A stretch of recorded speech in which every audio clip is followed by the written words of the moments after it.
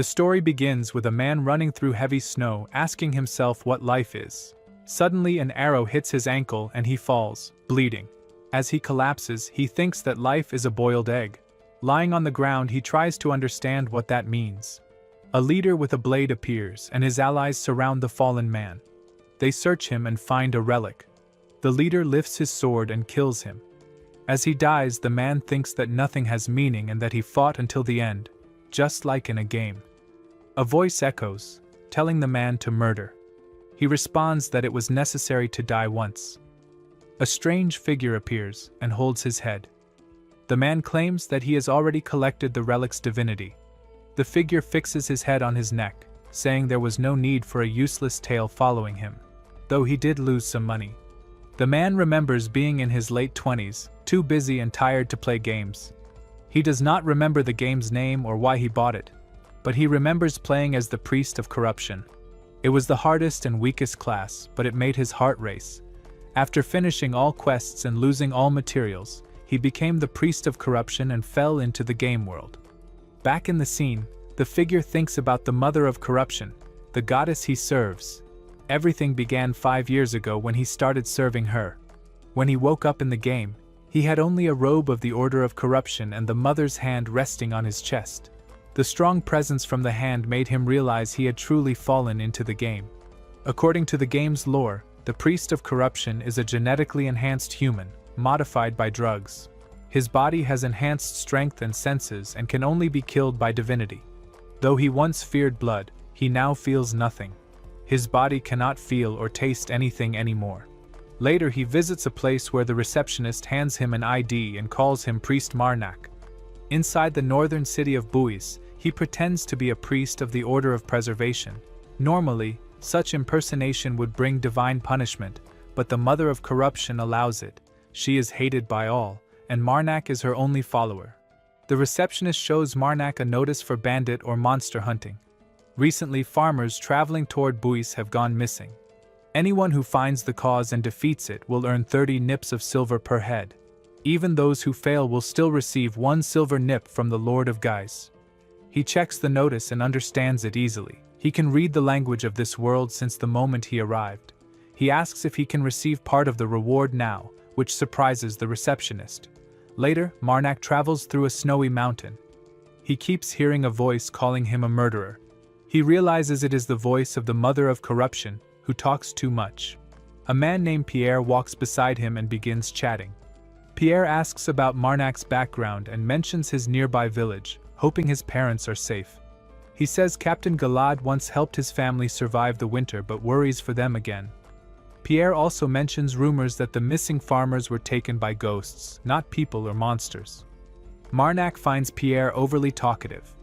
Another man calls Pierre to the front, and he leaves. The voice of the mother of corruption continues urging Marnak to kill. Marnak thinks killing everyone would only cause him problems. He needs 29 silver nips to survive the winter. He tries to calm the mother and then wonders how many fingers to rate the people around him.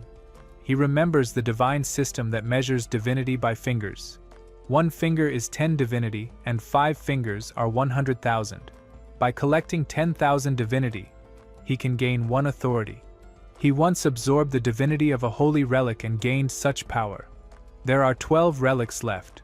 The mother of corruption promised that if he gathers all the relic's divinity, his wishes will be fulfilled. His first wish is to regain his sense of taste. Pierre returns, saying the captain warned him not to bother Marnak. Marnak assures him he is fine. Suddenly, an arrow strikes one of the men. Marnak pushes Pierre aside and takes the arrows himself. He falls to the ground, realizing they are under attack by bandits. The voice tells him to kill. He understands the mother of corruption wants him to play dead and then collect their divinity. Smiling, Marnak decides to act, raising his sword to strike first. Marnak moves forward and attacks the bandits. One of the bandits steps up and challenges him while ordering the others to handle the rest. They clash fiercely, and Marnak pushes the bandit back. He looks at his sword and wonders how strong the opponent really is. He asks the mother of corruption, Fingers, to rank the enemy. The bandit rushes again, and their blades collide once more. Marnak watches the strange hand showing, 2.5. He becomes frustrated. realizing that a mere bandit is as strong as the ranger who once slit his throat. The mother of corruption whispers again, telling him to murder. The bandit charges with force and shatters Marnak's sword. Marnak curses under his breath while the bandit laughs loudly. The bandit brags about his weapon made of frost steel and mocks Marnak, saying he looks ordinary. He offers to end the fight peacefully since they were already planning to quit being bandits after this job. Marnak refuses and instead gives his own offer, to stop being a bandit and leave the place for good, promising to go easy if they comply. The bandit mocks him for being naive, asking if he really thought they would just agree and leave. Before Marnak can finish his reply, an arrow hits his head. The bandit yells at his comrades for being late, saying he thought he would die. Another bandit mocks him, reminding him that he broke Marnak's sword. The first bandit proudly explains he precisely aimed his strike. They confirm everyone else is dead. But suddenly, a voice echoes, asking if they truly killed everyone. They look in shock as Marnak rises again, alive despite the arrow wound. He tells them he had given them a chance, but they answered by attacking his head. Panic spreads among the bandits as their leader screams for everyone to fire. Marnak begins chanting to the mother of corruption, admitting he is lost and fearful, asking for her aid. The bandits panic, calling him a monster and trying to flee, but they find themselves trapped by an invisible barrier. Marnak recognizes this as the line in which the living cannot pass, a divine authority of the priest of corruption that prevents the living from fleeing and hides corruption's divinity. He smiles faintly, saying he really likes this authority of his, the mother of corruption. The bandit orders his men to unsheath their swords, shouting that they have no choice and must try to cut through the barrier. Suddenly, a terrifying monster appears, and all the bandits panic. They plead with the Marnak to spare them, promising never to be bandits again. Marnak coldly gives his command, allowing everything except their heads to remain untouched. The mother of corruption whispers again, telling him to murder. He asks if the mother of corruption wants him to collect divinity, then hesitates, realizing that doing so would make their bodies disappear. If that happens, the guild members who come to investigate will suspect something strange. He then looks at Pierre, lying wounded on the ground. Marnak kneels beside him, saying he will end things properly so Pierre can rest in peace. He decides to save Pierre, believing it will help his reputation, and questions the mother of corruption to stop the progression of Pierre's wounds. The scene changes and we see a priest named Pridya, holding a relic, questions a man about the one who stole it. The man explains that the thief was executed on the spot. She asks what happened to the body, and he replies that due to lack of supplies, they had to return only with the relic. Priest Pridya dismisses him and announces that she plans to go on a pilgrimage. The man is surprised and asks if it's because of the prophecy. Priest Pridya confirms, saying it's because of the prophecy and because there's someone she needs to meet. She recalls that 10 years ago, every religious order received the same prophecy: the end will wear the husk of life and descend upon the world. On the other hand, Marnak carries Pierre's body on his shoulder and hands him over to the guards. A girl named Erin approaches and informs him that he may return now, saying she already got permission from the guards. She admits she is surprised by his strength.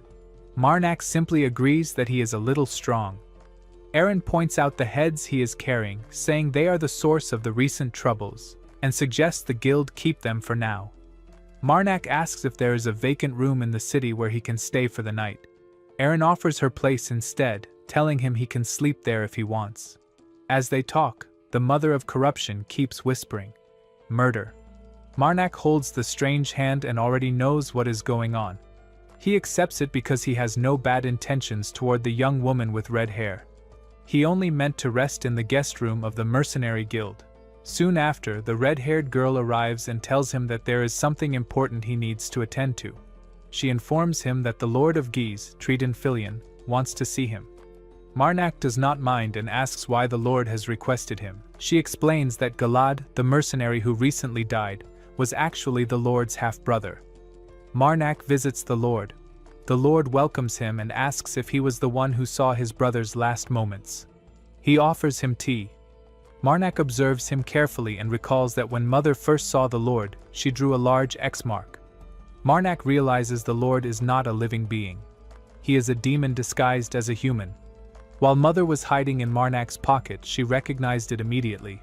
Marnak knows that demons can take human form but cannot live freely on their own. To exist in the world, they must make deals with living beings. Demons are strong, yet helpless without others. They form contracts to share power and survive. But the gods hated them for giving and taking equally. The gods declared demons to be evil and ordered their priests to hunt them. That marked the beginning of the demon hunts. Marnak remembers that in the game world the demon contractor was a rare and difficult class. People avoided it, and he remembers it being the second class he ever played. The Lord smiles, impressed that Marnak can see through his disguise. He introduces himself as Crawling Weight and realizes Marnak is not truly a priest of the goddess of preservation. Marnak introduces himself as a priest of the Mother of Corruption. The Lord is surprised, believing the followers of corruption were long gone. He invites Marnak to sit, saying they are alone. The Lord explains that he has no special reason for calling Marnak except to ask about Galad's death. He requests the details and promises to give him a reward. Marnak agrees and later leaves the mansion. As he walks outside, he reflects on how unfortunate Galad's death was. The Lord tried to help him by offering secret work during the harsh winter, but it led to his end. Marnak thinks about how life is complicated and cruel. Then, the voice of the Mother of Corruption echoes, saying, "Murder." Marnak looks at the pouch of gold in his hand. He knows that the Lord did not try to tempt him with it. The gold was simply a sincere gesture to know the truth about Galad's death. Marnak reminds himself that he is not a priest who is greedy for gold. He thinks about how gold never rots and compares it to something else that also never fades. His love for the Mother of Corruption. To him, she will always be the most important being. He tells her not to worry. When he returns, Aaron greets him. The voice of the Mother of Corruption echoes in his head, whispering the word, "murder." Aaron then tells him that priests from the teaching sect are here. Marnak becomes uneasy, not wanting to deal with those kinds of people right now. As he turns to look at them, he is startled. The Mother of Corruption immediately warns him that one of the priests is carrying a holy relic. The group of priests introduces themselves as members of the education sect. Their leader, Priest Orvis, represents the scale of retribution. With him are Priest Cornu, a large man, and Priest Patina. Marnak pretends to be polite and introduces himself as a priest serving the god of preservation. Aaron explains that the priests are also staying at the guild, just like him. Marnak feels relieved. That means he will have chances later to steal their relic. However, he worries that when he absorbs the divinity from it, the corruption inside him might leak out. Before they can talk further, Priest Orvis mentions that they need to go greet the Lord. Marnak is curious about their reason for visiting. Aaron explains that their guild provides shelter to priests for a small fee. Marnak jokingly asks if he has to pay for his stay, but Aaron says she let him stay for another reason. She quietly asks him to bless their food with preservation magic so it does not spoil. Priest Cornu approaches them. He stays behind instead of going with the others, explaining that many northern lords dislike his kind. Aaron remarks that Lord Tredin is different. He separates his work from personal feelings and has many supporters in Guise. When Marnak questions why they want to meet him, Priest Cornu reveals that they are following a prophecy from 10 years ago about the end of the world hidden inside the shell of life. They believe it refers to a demon. Priest Orvis wants to confirm it using his holy relic. At that moment, the Lord finally reveals his true demonic form. Priest Orvis releases his power and calls upon the scale of retribution to strike the demon. A massive blast shakes the city. The ground trembles and buildings collapse from the force. A blinding light flashes across the sky and the explosion can be seen from far away. Priest Cornu recognizes the power as Priest Orvis's hammer of punishment. He understands that Priest Orvis is fighting a demon and urges everyone to go help immediately. Marnak hurries and tells him to go first and promises to follow soon. As the others rush ahead, Marnak approaches Aaron nearby. He holds her and demands to know where the medical center is, the one where Pierre is being treated. Aaron hesitates, surrounded by the noise of screaming and the roar of the demon. After that, they step outside and the streets are in chaos. People run in every direction, smoke fills the air, and parts of the city burn. Aaron looks around in terror and spots the huge demon tearing through the town's center. Marnak ignores the monster and repeats his question. Aaron turns and points at a small building at the end of the street, explaining that Pierre is there. Marnak runs straight to the building. Inside, he finds Pierre lying on a bed, resting peacefully. Marnak lifts Pierre carefully into his arms and holds him securely. He tells Aaron she must hold on tightly because he cannot carry her anymore. She quickly wraps her arms around him. Marnak runs through the burning streets with Pierre on his back. As they move, Aaron shouts that she knows a secret passage. Marnak immediately asks where it is. Aaron points down another place and explains that a house has a hidden tunnel leading to the outskirts of Guise, but the door is locked. Marnak changes direction and sprints toward the house. When they arrive, he kicks the door once, and it bursts open with a loud crack. Aaron stares in shock, realizing his strength. Marnak tells her that if things get worse, she must escape through the passage alone. She looks terrified and asks about him. Marnak replies that he has to go back and help the others. She tries to stop him, pleading that it is too dangerous, but he ignores her. When Marnak returns to the battlefield, rubble covers the ground. The air is thick with smoke and dust. He finds Priest Cornu trapped under the rubbles. His body is covered in deep wounds, and his breathing is weak. He recognizes Marnak and tries to speak. Marnak checks his wounds and realizes they are too severe to heal. He asks about the other priest. Priest Cornu weakly reveals that Priest Patina is dead. Marnak demands to know if there is any way to kill the demon. Priest Cornu explains that the white sword, another relic they brought, was stabbed into the demon's head by Priest Orvis. If Marnak can push that sword deeper into its brain, the demon will die. After saying this, Priest Cornu exhales for the last time. Marnak bows his head slightly and prays to the Mother of Corruption, declaring that he will collect from the dead man. A status window appears, stating that he has obtained 100 divinity. Meanwhile, Priest Orvis continues to fight with the demon. The ground shakes and his voice echoes as he calls upon the scales of retribution again. Marnak sees an opening when the demon slows. He charges forward, leaps high into the air, lands on the demon's massive body, and drives his sword deep into its flesh. The creature roars in pain and thrashes violently. Marnak grips tightly, climbing higher toward its head. He sees Priest Orvis still fighting and reaches the top, spotting the white sword embedded in the demon's skull. He reaches for it, but the demon spins violently, performing a deadly roll. The sudden movement throws Marnak off balance. He flies through the air, crashes to the ground and rolls across the rubbles. The voice of the Mother of Corruption echoes, repeating the word, murder. Marnak answers calmly that he is fine. He looks at the raging demon and recalls her words that blessings follow disasters. He considers this an interesting twist. His eyes catch the glint of something among the rubble, a small jewel. He picks it up and realizes it is a holy relic. Holding it tightly, he looks upward and speaks to the Mother of Corruption, offering her the relic and asking for new authority in return. Marnak holds the relic tightly and commands it to release its seal. He calls out to the Mother, feeling the divine energy surge through his body. He realizes that every holy relic holds enough divinity for one authority. The status window in front of him glows, showing that his divinity has reached 11,723. He understands that another seal has been lifted and wonders what difference it will make this time. The Mother of Corruption keeps whispering the same word, murder, over and over again. The hand reaches out from the relic and Marnak questions if her words are true. He feels both grateful and uneasy, thinking that it is incredible she can still support him from so far away. But he also finds it strange that unsealing a holy relic feels so small compared to her vast power. Marnak devotes 10,000 units of divinity and requests 2 new authorities.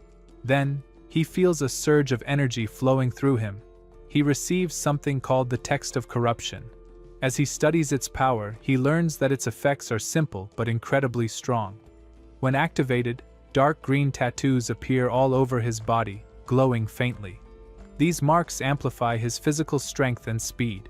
He admits to himself that it is not a bad authority to have, especially in the middle of battle.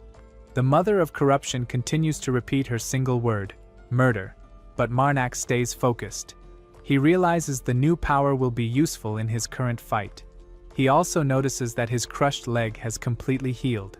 Then, He spots Priest Orvis lying dead under the rubble. It looks like both of them fell from the same height during the explosion. Marnak lowers his head slightly and offers a short thought of rest for the fallen priest. He then prays to the Mother of Corruption again and begins to collect divinity from Priest Orvis's body. Not far away, the demon roars in rage, shaking the ruined city. Marnak watches it go wild, its enormous body tearing through the remains of buildings. He finds it strange. The people who angered the demon, the priests of the teaching sect, are already dead. Yet the creature is still raging uncontrollably. A message flashes before him, showing that he has obtained 1,000 more units of divinity. He reflects that demons are not supposed to be beasts driven by pure instinct, yet this one is acting like a mindless monster. Marnak tells the Mother of Corruption to hold on. As he runs, the demon senses his approach and swings its massive tail. Marnak moves with incredible agility, dodging the strike and sprinting up the creature's back. As he climbs higher, he notices the white sword still embedded in the demon's body. He focuses on reaching it, but the demon begins to tilt dangerously to one side. It's preparing another death roll, a spinning attack that can crush anything around it. Anticipating this move, Marnak leaps off just in time and lands safely on the ground as the demon spins violently, smashing everything nearby. Suddenly, a massive explosion erupts across the city.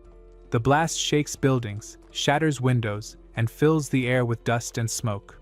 Marnak coughs and spits blood, realizing the corruption inside him is progressing faster than expected. The text of corruption may be powerful, but it is also consuming his body from within. He feels his organs burning and senses his life force draining.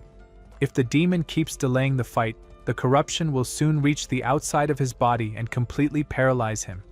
He understands that he does not have much time left. Determined to end it quickly, Marnak charges forward and grabs the hilt of the white sword lodged in the demon. He remembers Priest Cornu's dying words and strikes the sword against the demon's head, channeling both his divinity and corruption through it. The weapon trembles violently and divine light bursts from its core. He calls upon the spirit sealed within the sword, awakening Lord Tredin. The people nearby watch in disbelief as the once demonic creature returns to its original human form. In the middle of the chaos, a human figure, Lord Tredin, begins to emerge from the fading mass of corruption. The Lord opens his eyes and tells Marnak that meeting him was the greatest blessing he could have asked for. Marnak explains that it only happened because the white sword was suppressing Tredin's mind all this time. He mentions that his help was not much, just his small contribution, his 2 golds worth. The Lord smiles faintly and tells him it was worth far more than that. At the place where Marnak was once killed, Priest Pridya uses her divine power and the relic begins to glow brightly. The man with her becomes shocked as the light spreads across the ground. He recognizes the power and admits that it truly is an incredible authority. However, he notices something strange. There are no bodies. He remembers clearly that he had killed the boy here by cutting his throat. After looking around, he concludes that a long time must have passed. Perhaps monsters or wild animals have taken the body away. Priest Pridya listens calmly, thanks him for guiding her to this place, and then asks him for one last favor, to tell her the names of the nearby cities. Meanwhile, Marnak returns from the battlefield. Lord Tredin greets him warmly, calling him more handsome each time they meet. People now refer to Marnak as the Demon Slaughterer, a title that has spread across towns thanks to the stories shared by Tredin. Lord Tredin told everyone that Marnak was the one who defeated the great demon and saved him, earning Marnak fame that he never asked for. Though he finds the nickname exaggerated and embarrassing, Erin seems to love it as she often shouts Demon Slaughterer in public, drawing attention wherever they go. Crowds whisper among themselves, pointing at him as the famous priest who defeated a demon. Marnak talks to the man again and notices that his wooden prosthetic arm and leg move very smoothly, almost like real limbs. Curious, Marnak asks about it, and Lord Tredin explains that he only moves naturally like this when alone with Marnak. Around others, he pretends to limp. He also reveals that using this ability comes with a heavy cost. His body will weaken over time, and even the hair on his head will fall like leaves in autumn. Despite the burden, he laughs it off and changes the subject. He tells Marnak that there is an important job available and asks if he has a week to spare. Marnak agrees that he has enough time. Lord Tredden explains that the job requester asked for Marnak specifically after hearing tales of his deeds as the demon slaughterer. The mission involves exploring ruins connected to the holy relics of the ancient empire. The payment is generous, 5 gold nips in advance, and if Marnak provides valuable help, he could even receive one of the relics found in the ruins. However, Marnak hears the voice of the mother of corruption whispering the word murder. He considers her warning carefully but decides to see for himself. He accepts the job, thinking it may lead him closer to understanding the relics and their connection to divinity. Marnak recalls that long ago the ancient empire ended the chaotic era of mages and united the continent through power and technology. Their relics, preserved through time, now serve as sacred treasures. In the current age, these relics are valued as powerful items, many of which are the foundation of high-ranked artifacts across the world. After that, Marnak meets a small group of people at the starting point of his new mission. He introduces himself as a priest under the goddess of preservation. One of the men steps forward and introduces himself as Carmen Valtis, the one who requested this job. Carmen openly explains that he is the illegitimate son of Anthony Valtis, leader of the Black Wolves. Marnak becomes surprised as he had believed Anthony to be a principled man who lived alone after losing his wife. It becomes clear to Marnak that rumors and reality often differ. Still, he decides it would be improper to dig deeper into Carmen's personal life. Marnak then asks about the others in the group. Carmen introduces a hooded mage named Tunisa, who will guide them to the ancient relics, and Sukus, a large and reliable warrior from the Unicorn tribe. With introductions complete, Carmen announces that they should begin their journey. He explains that it will take about 2 days on foot to reach the site of the ruins, and they can continue their conversations along the way. 2 days pass on the road. During the night, while the group rests, Carmen notices that Marnak is still awake. He comments on it, but Marnak reassures him that he has slept enough and does not feel tired. Carmen observes that Marnak still looks young and then begins a casual conversation. He asks about Marnak's experiences with women, assuming that a man like him must have met many. Marnak explains that his heart is as untouched as fresh snow, which surprises Carmen.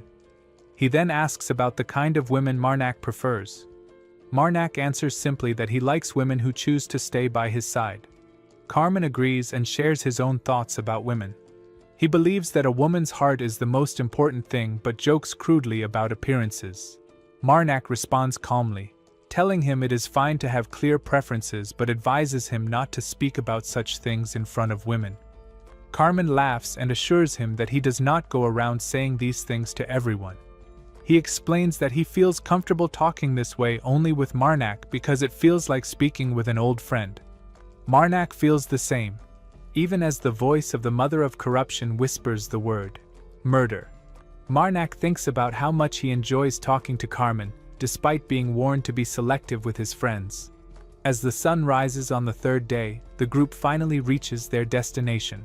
Tunisa steps forward and announces that they have arrived at the entrance to the ruins. She prepares to open the way inside, signaling that the mission is about to truly begin. After that, Marnak explains that entering the ruins of the ancient empire is easy at first.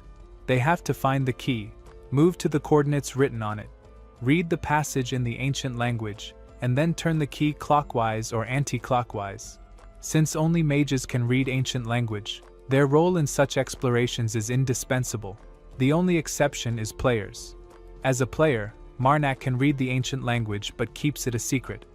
While entering the ruins of the ancient empire, Marnak thinks that in this world where he has no relation whatsoever, the key is too difficult for him to obtain. Carmen comments that compared to all the other ruins he has visited, this is one of the best preserved ones and suggests starting the exploration. Marjan feels excited and thinks that he finally gets to see the ruins he has only seen in photos. His heart feels like it is going to burst. They reach a giant gate with ancient text written on it, saying to prove that imperial blood flows through your body. The door opens, and Tunisa warns that if they do not have ancient imperial blood, they should get ready for battle. Inside, they all fight with monsters. A huge blast occurs, and Marnak prepares himself, holding his sword. While fighting, a monster comes to attack him, and the mother of corruption keeps repeating the word murder. Marnak fights back and thinks that there is one more monster left, and he needs to kill it before then an arrow hits the monster in the head. Marnak sees Carmen shooting it. Marnak thanks him, and Tunisia complains, asking why he keeps pushing the enemy between their lines. She says that Marnak or she could have gotten hurt. Marnak replies that it was the fastest way to get rid of the enemy and that they managed to kill all of them anyway. He prefers it if she stops complaining. Carmen gets furious and asks what he said. Marnak tells them to stop right there. Sukus and Tunisia stay quiet. Carmen looks at Marnak and calls him Demon Slayer, saying that he really lives up to his name. Marnak responds that he feels ashamed to display such an unholy sight as a priest. Carmen admits that he is not wrong about that. Marnak compliments Carmen for being incredible with the bow. Carmen explains that he has been using the bow and arrow since he was little and practiced as much as he could. Tunisia then asks when they are leaving and says she is fine with moving out immediately since she has plenty of waka left. Sukus complains, asking why she keeps rushing to move when they have barely gotten any rest. He says that for those who physically move around like Marnak and him, they need rest. Tunisia insists that everyone else would agree with her. She says that since everyone except Sukus is fine, it would be better to reach the end of the ruins as soon as possible rather than wasting time. She believes Sukus is just trying to make a scene. Sukus gets angry and asks what she said. Carmen steps in and says they will rest before moving, ending the argument.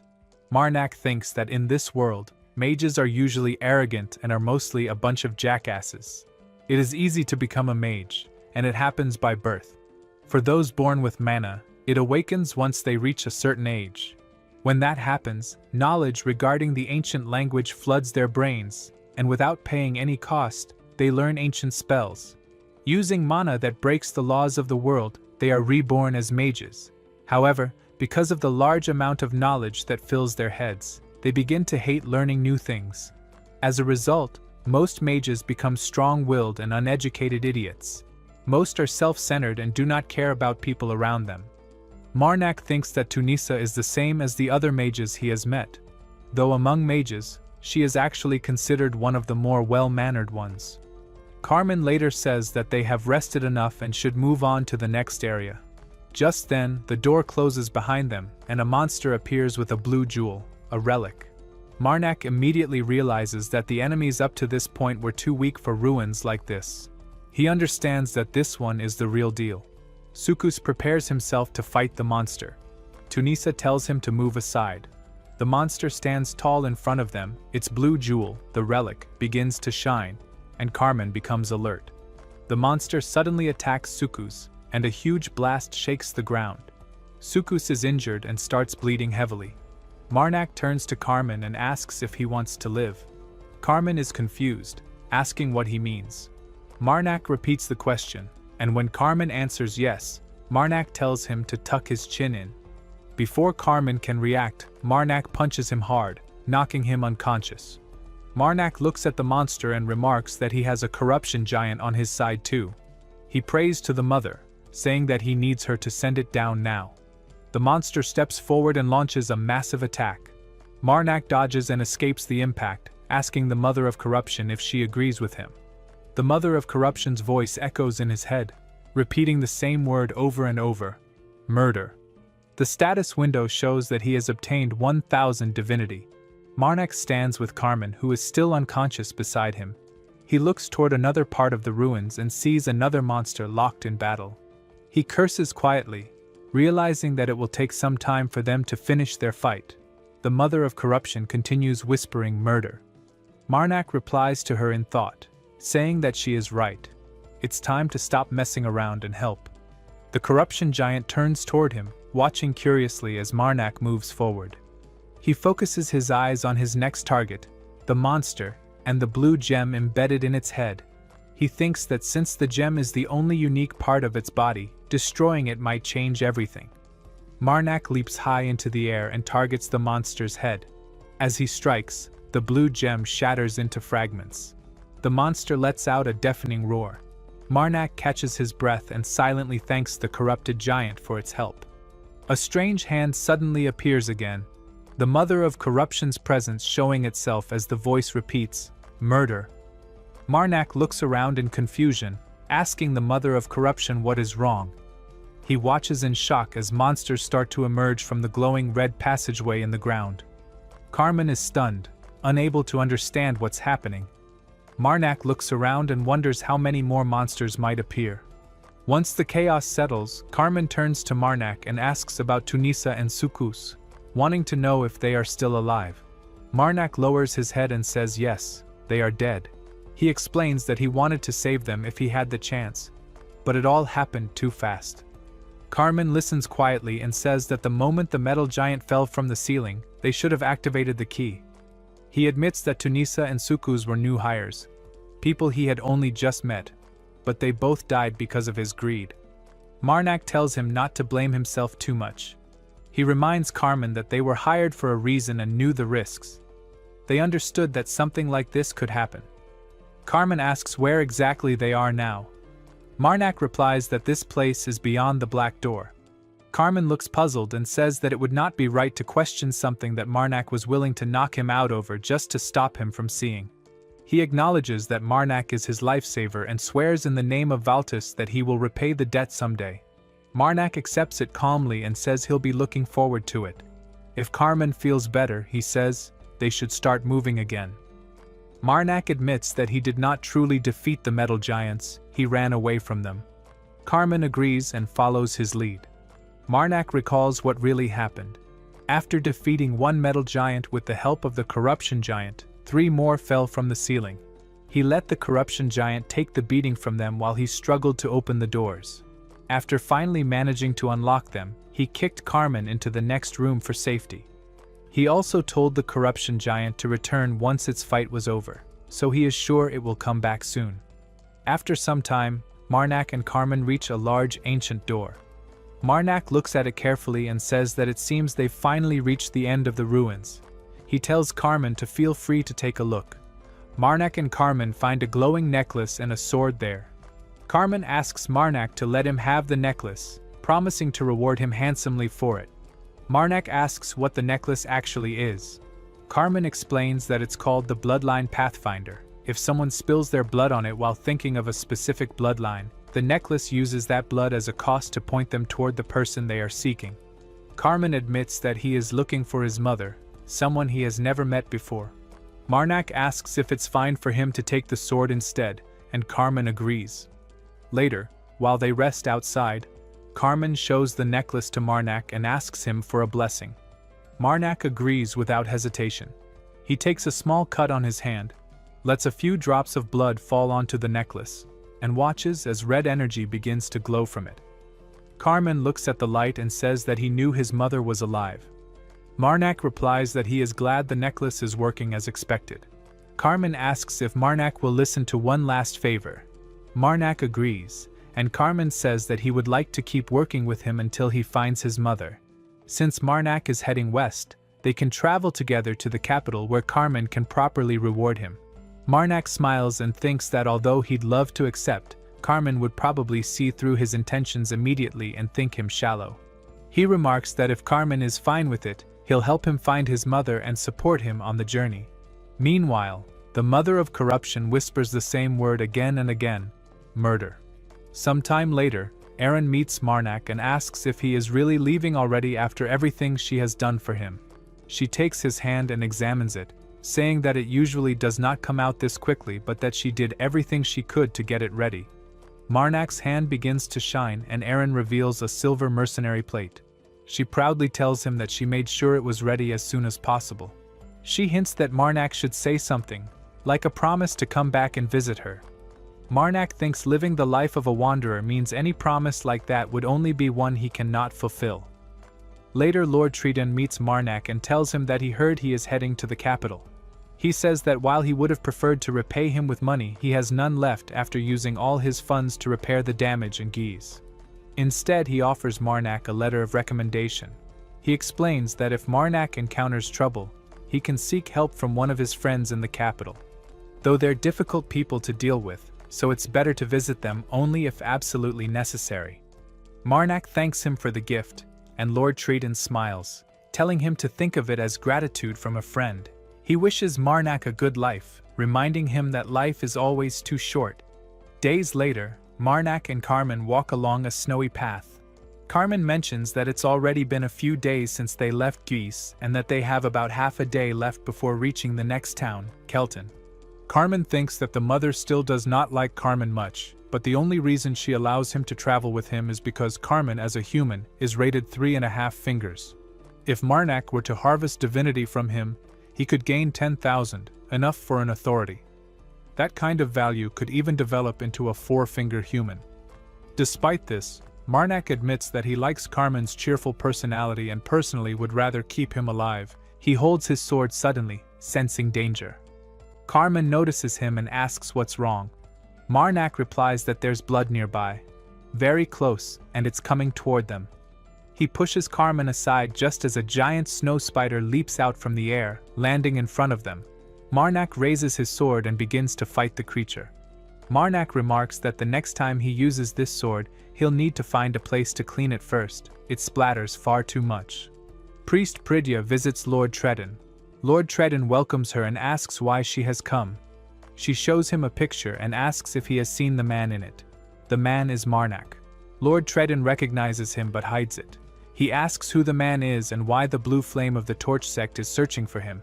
Pridya tells him it is for personal reasons. Lord Tredin lies and says no one comes to mind, then tells her to return if that is all. After she leaves, he thinks her intentions toward Marnak are not good. After defeating the snow spider, Marnak looks at Carmen, who is cutting the monster's body. Carmen explains that he is removing the venom sac. The venom's anesthesia effect is strong and can be used in many ways. It is valuable and can be applied to arrow tips or sold as it is. Marnak asks how Carmen knows such things. Carmen explains he has been in many monster hunts before and that experience is the best teacher. Marnak notices how messy the extraction is and decides to do it himself since he is already covered in blood. Carmen tells him they are half a day away from Kelton. He plans to teach Marnak how to extract it properly when they arrive. He suggests heading to the city for a shower. When they reach Kelton, the guards stop them at the gate. One guard informs them that the city has been closed for 3 days because of monsters.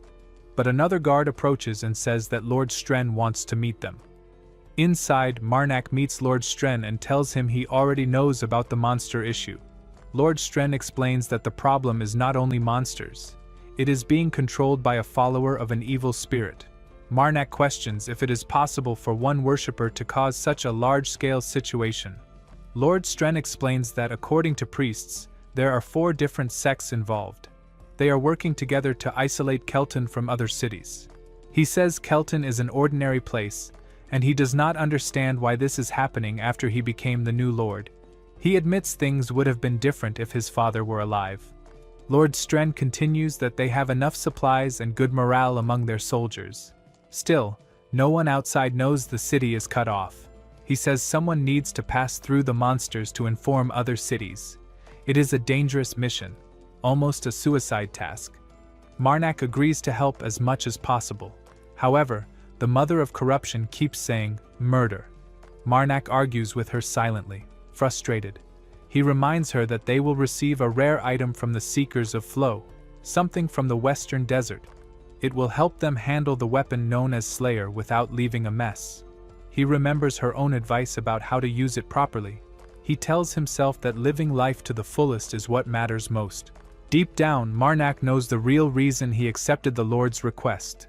He believes this may be a sign that the main quest of his journey is beginning. He connects it to the strange fact that 4 sects of evil spirit worshippers are working together. He recalls that in the world he knows, evil spirits are not truly evil by nature. They are just gods labeled as such by the main deities, leading to persecution and hatred. Still, he knows followers of these spirits are often unstable and rarely cooperate with one another. That is why he feels something bigger is happening.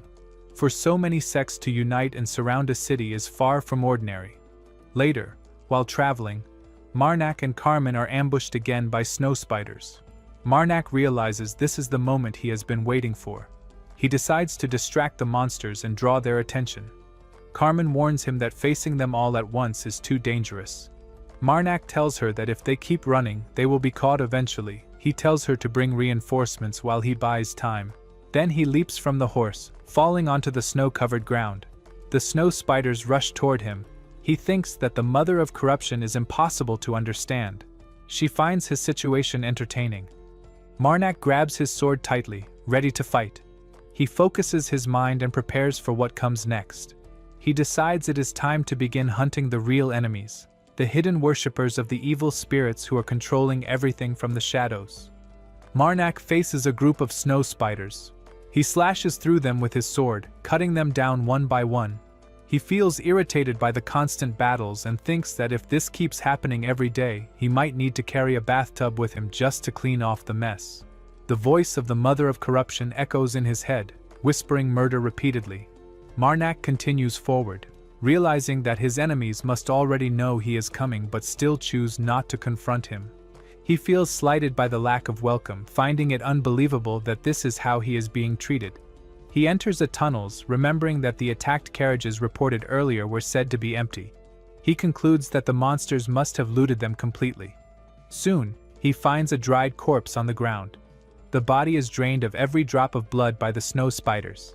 He observes the scene with distaste, noting that while he understands them feeding on humans, using the remains as decoration is beyond his acceptance. He silently disapproves of their gruesome design choices. Marnak stays alert and assures himself that he won't let his guard down. He studies the area and counts the bodies lying around. There are far too many corpses for the spiders to have eaten within just 3 days. He starts to suspect they may be raising offspring somewhere inside. As he advances, he notices that the tunnels are massive, large enough for multiple giants to live together. He can feel a constant flow of divinity tracking his movements, something watching him closely. He stops and calls out for the presence to reveal itself. A giant snow spider emerges from the shadows, its many eyes glowing blue in the darkness. Marnak stands ready, aware of its presence all along. The creature lunges at him, and a powerful blast shakes the tunnel. Marnak then calls upon the mother of corruption, requesting her authority to draw the line of corruption. He promises to sacrifice the head of the human-eating spider for her. The corruption giant appears beside him, formed from dark divine energy, and charges toward the monstrous spider.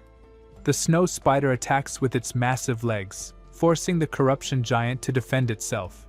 Marnak notices that the creature is nearly double the size of a normal giant. He realizes he needs to help his summoned giant somehow. A flash of sharp light slices through the air and strikes the spider's side. Marnak senses that the energy within the spider's body is concentrated around its core. He carefully plans his strikes and the spider attacks again, but Marnak moves swiftly and cuts it cleanly in half.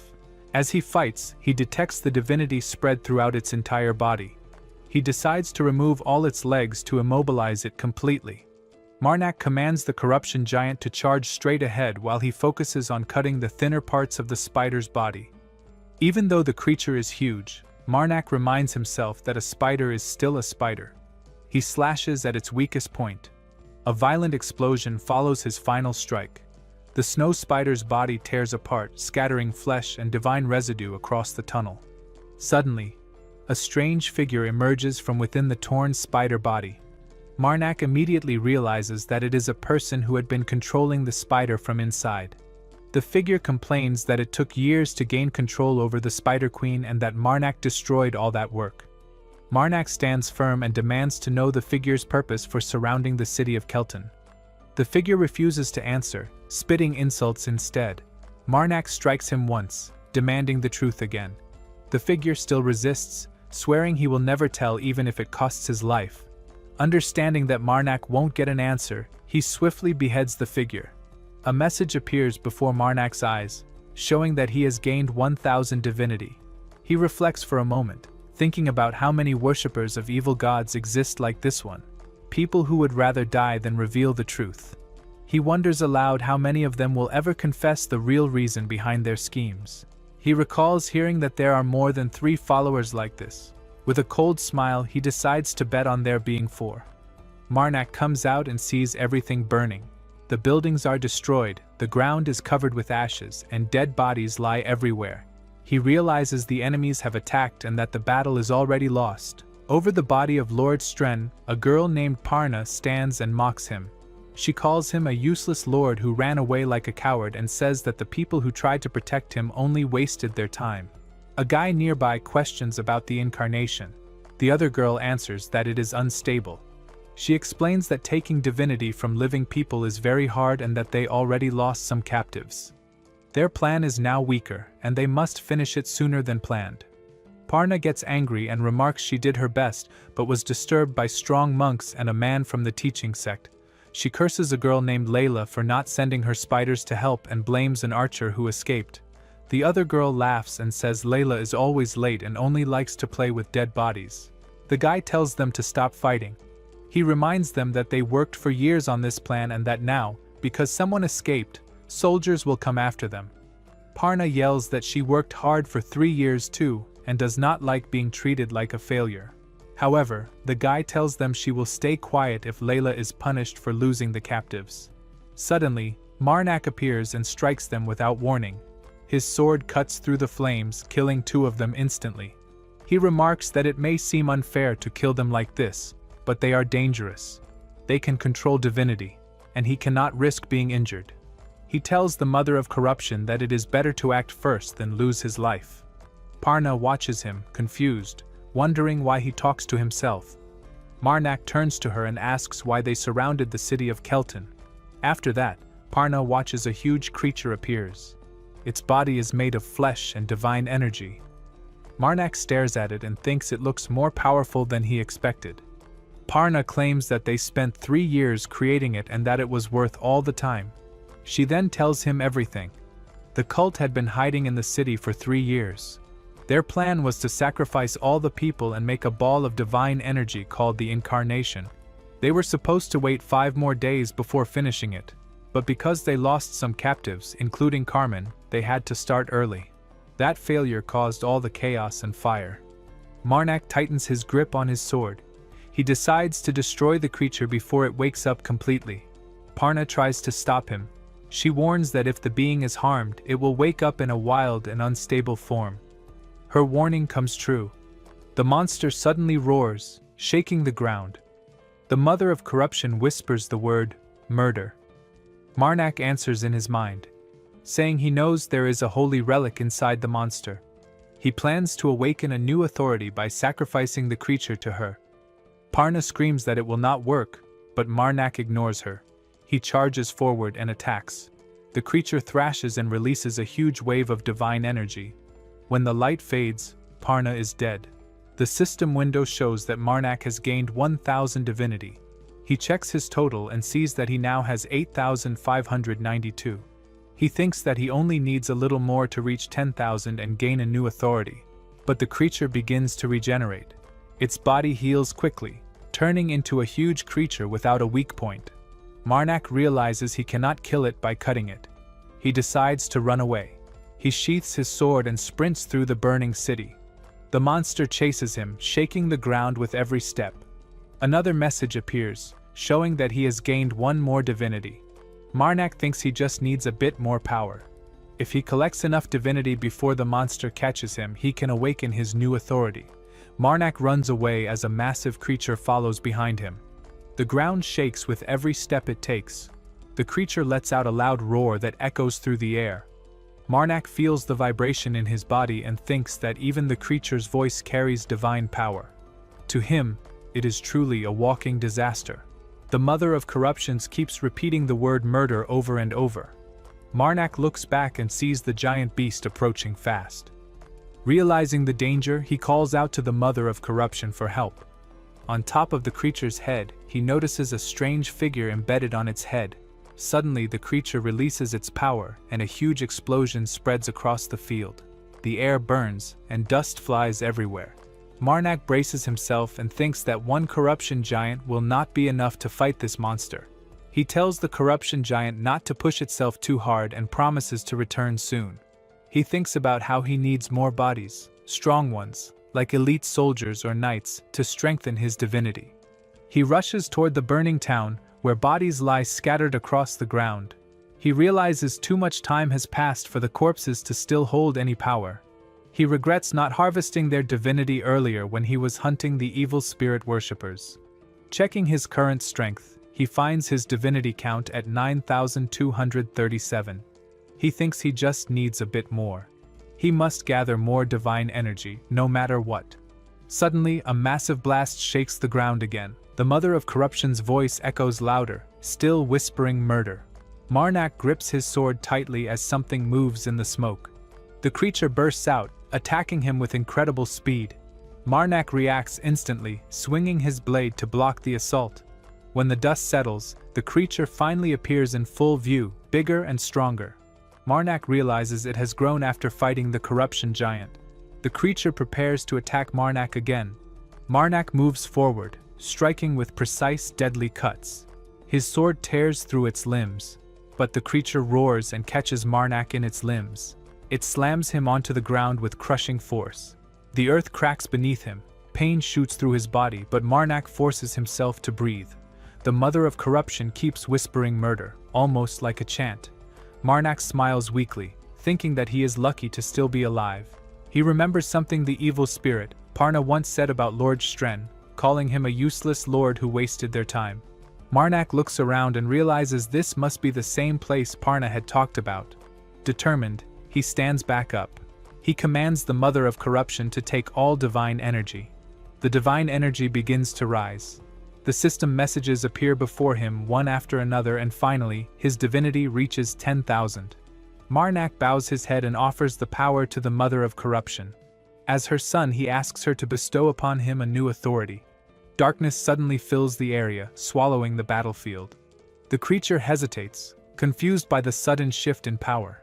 Marnak's sword glows faintly in the dark. He focuses and prepares himself. The creature steadies, ready to continue the fight. Marnak activates his new ability, the Hole of Corruption. The ground under them begins to decay, turning into a swirling pit that decomposes anything living that steps inside. Marnak knows he is not immune to it, but he can control which parts of his body the corruption affects by using the text of corruption. He plans carefully, choosing to sacrifice the parts he does not need for battle. He watches the creature sink as the hole begins to devour its flesh. The air fills with a foul stench as its regeneration struggles against the power of decay. Marnak wonders which force is stronger, its healing or his new authority's destruction. The creature lunges one last time, roaring in desperation. Marnak meets the attack head-on, driving his sword deep into its body. Breathing heavily, Marnak looks down at the fallen beast. He whispers to the mother of corruption that he has done it. From the creature's remains, he retrieves a glowing ball, a holy relic. He offers it to the mother of corruption, asking her to lift its seal. A brilliant light shines, breaking through the darkness. As the glow spreads, Marnak sees the faint image of a young girl standing before him. He becomes confused and asks if the one she sees could truly be the mother of corruption. Marnak finally stands before the mother of corruption. He recognizes her immediately and feels both anger and awe. She appears in the form of a child, but her power is overwhelming. Marnak questions her about her strange form and wonders why she, a god, would not know the reason herself. He notices divine energy from another god flowing through the corpse of the fallen creature nearby. The sight fills him with curiosity. He wonders if it is possible to absorb that power. He thinks it would be a waste to let such divinity disappear.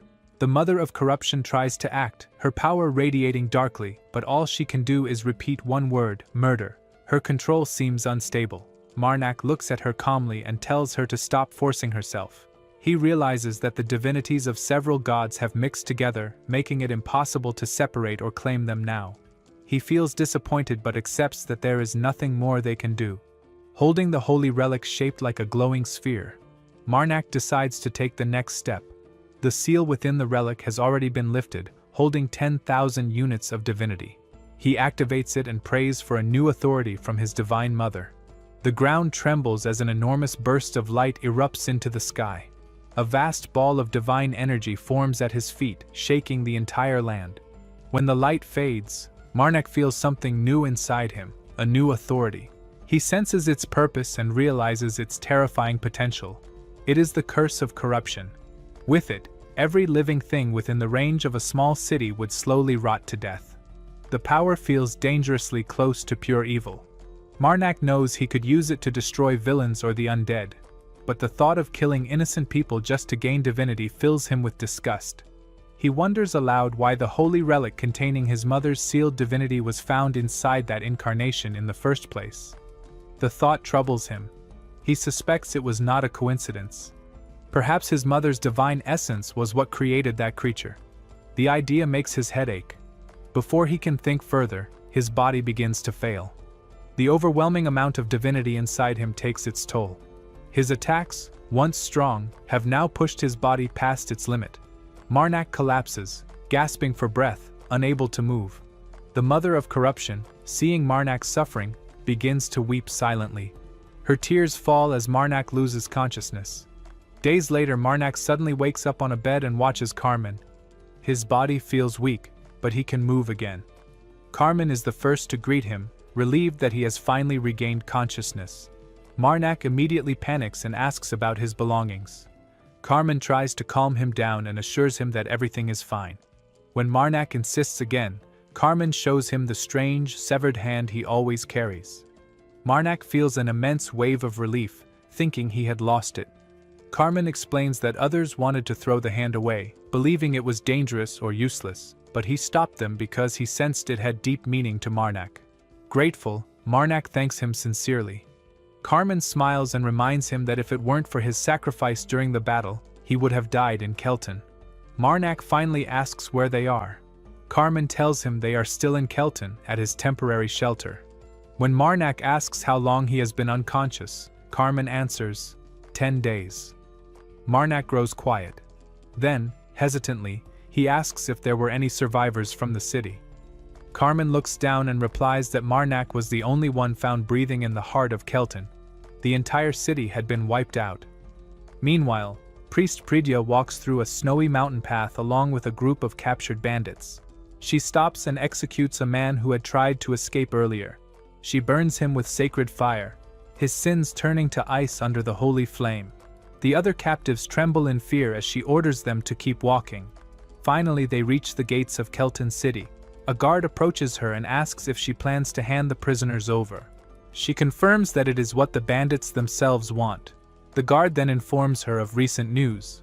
The Lord of Kelton, who had offered bounties for the bandits, is dead, killed by worshippers of evil spirits. He adds that Priest Marnak, the one known as the Demon Slayer of Guise, defeated all the monsters and cultists they created. He fought fiercely, was unconscious for 10 days but finally woke up that morning. Hearing his name, Priest Pridya becomes attentive. Her eyes narrow as she repeats his name, Priest Marnak, the one who is called as the Demon Slayer. She questions the guard where he is now, wanting to know if he is still in Kelton. Inside a busy inn, people are talking about the priest, Marnak. One man calls him the enemy of all evil spirits and wonders where he might be. The crowd begins to celebrate Marnak's name, praising him as the arch-nemesis of evil spirits. Priest Pridya is also there and listens quietly while everyone talks about Marnak with admiration. Meanwhile, Marnak and Carmen leave the city quietly. As they walk down a snowy road, Marnak thinks he knows it would be foolish to stay in Kelton any longer. He remembers about Priest Pridya, the strongest among all humans he has met, the one rated 4.5 fingers. He thanks Carmen for agreeing to leave the city so suddenly. Carmen replies that it's better to leave early than attract attention. Marnak thinks about how much he likes Carmen's attitude and reliability. 2 weeks pass and the two travel together through snow-covered paths. Carmen suddenly notices a carriage in the distance and recognizes the crest marked on it, the white camellia flower, the symbol of the Iramel family. He explains that the Iramels are powerful nobles from the south. Marnak asks if they should greet them, but Carmen advises against it. He points out that the carriage lacks the Lord's flag, meaning it likely carries a relative or child of the High Lord. It's safer to quietly pass by instead of getting involved. As they walk past, Marnak senses a presence coming from inside the carriage. Carmen looks confused, but Marnak realizes someone inside is tied up. Before they can act further, a group of rough-looking men confronts them. One bald man threatens them, saying they should have stayed out of it. The men draw their weapons and move to attack. A sudden explosion occurs and one of the kidnappers is instantly killed, and the others freeze. Marnak steps forward, cutting down anyone who attacks. A man at a distance shouts angrily at his comrades, demanding that they finish the fight quickly, but panic spreads among them. Within moments, Marnak and Carmen defeat all the attackers. Marnak finds a young girl tied up inside the carriage. Carmen asks if he knows who she is, but Marnak shakes his head. The girl seems weak and barely able to move. He guesses she might have been drugged. Her breathing is shallow and her skin is pale from the cold. Carmen carefully observes her eyes and realizes they are gold. He quietly mentions that she could be a member of the Iramel family. Soon the girl regains some strength and introduces herself. She explains that she is Dakia Iramel, the eldest daughter of Kalto Iramel, also known as the Smiling Young Master. Carmen recognizes her name. If she really is Dakia, then she is not only a noble but also a mage. Marnak glances at her and thinks that dealing with a noble mage will surely be troublesome. The voice of the mother of corruption whispers one word: murder. Dakia thanks him for saving her and admits she is still too weak to walk properly because of the anesthetic gas she was forced to inhale. Carmen offers to help her walk. He introduces himself as Carmen Valtus, the son of Sir Entis Valtus. Dakia looks at him and remarks that if anyone saw the black prairie dog of the Valtus family traveling with her, it might cause rumors to spread in the capital. Despite her noble background, she remarks on her thoughtfulness, saying she only wants to be considerate. Marnak and Carmen, both surprised that Dakia, of her status, could be so polite and aware of others. As they continue walking, Carmen asks her what led to her kidnapping. Dakia explains that she doesn't have solid proof, but she suspects the crime was arranged by someone close to her. She believes her own brother, Derso Iramel, is behind the attack. He has always despised her and would benefit from her disappearance. Hearing this, Carmen asks Dakia about her brother. Dakia explains that she recently received a marriage proposal from the Dragon Kingdom. Since she is the next in line to become the head of her family, her brother is using the proposal as an excuse to get rid of her. Marnak quietly thinks about her words and realizes that nobles usually dislike mages, since for noble families, having a mage is considered a curse. The first reason is because of the nature of mages. They are hard to discipline, often arrogant, and difficult to control. Their power can easily cause accidents and scandals that harm noble reputations. The second reason comes from an ancient folktale. Long before the rise of the ancient empire, there was a time known as the Age of Twisted Mages. During that time, mages abused their power, bringing chaos to the world. Because of that story, most species now distrust mages and never allow them to hold political power. Dakia once said she was aiming for one of the 4 High Lord positions in the Northern Kingdom. Marnak remembers thinking how impossible it sounded unless she planned to kill her own brother to claim that title. Still, he finds her determination strange, yet interesting. Later, Dakia keeps repeating her story, and both Marnak and Carmen struggle to stay focused. She has already told the same story several times. Marnak gently reminds her that they are trying to listen, but it's hard when she keeps repeating herself. While she talks, her food burns on the fire. Marnak gives her some unburned meat and tells her to eat that instead. Dakia then makes a serious request. She asks them to take her to Betis, a region under the Iramel family's territory. Marnak already expects this request and listens silently. She offers to pay them their weight in gold if they escort her there. Marnak thinks that the High Lord's family really knows how to offer generous rewards. However, he also knows that accepting this escort mission means delaying Carmen's journey to find his mother. Deep down, he feels torn but decides to respect Carmen's choice. He is ready to give up the gold if Carmen wants to continue west.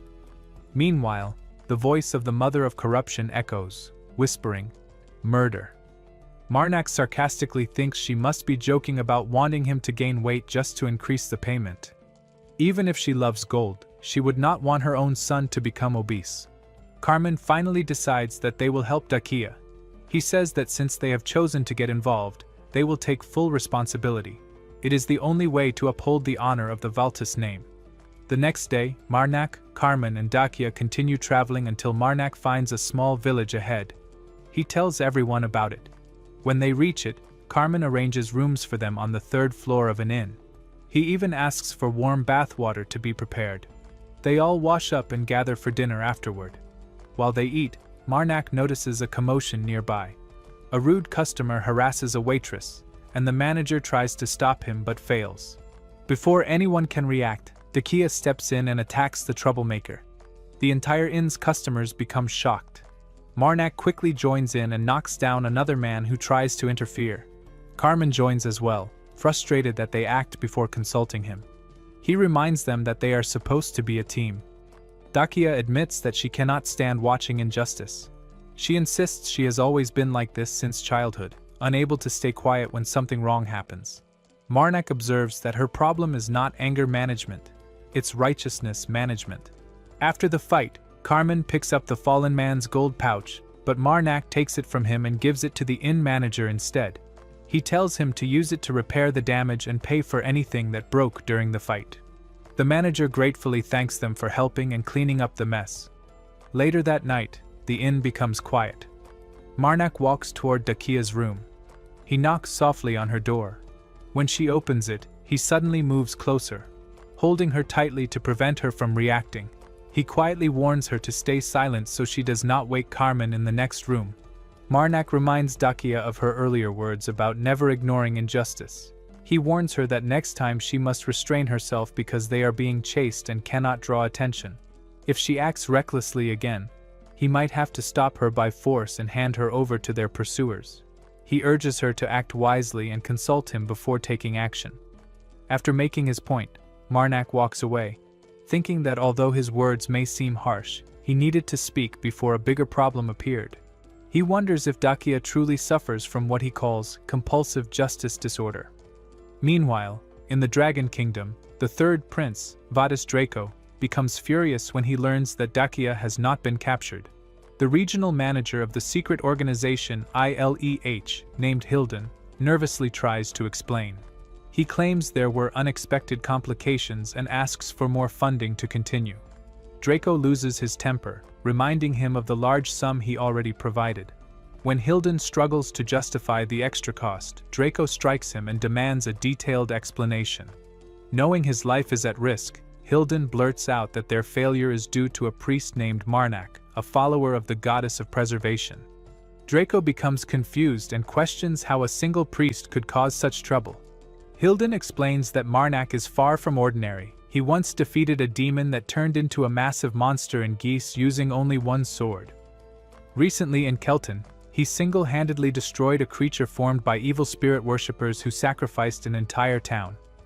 Because of these feats, people call him the arch-nemesis of evil spirits. Realizing the priest and Valtus's eldest son are now together with Dakia, Draco decides to fund Hilden again but warns him to succeed next time. However, Marnak is in his room and speaks with the mother of corruption. He admits that time has passed and he now feels regret, wondering if he was too harsh toward Dakia.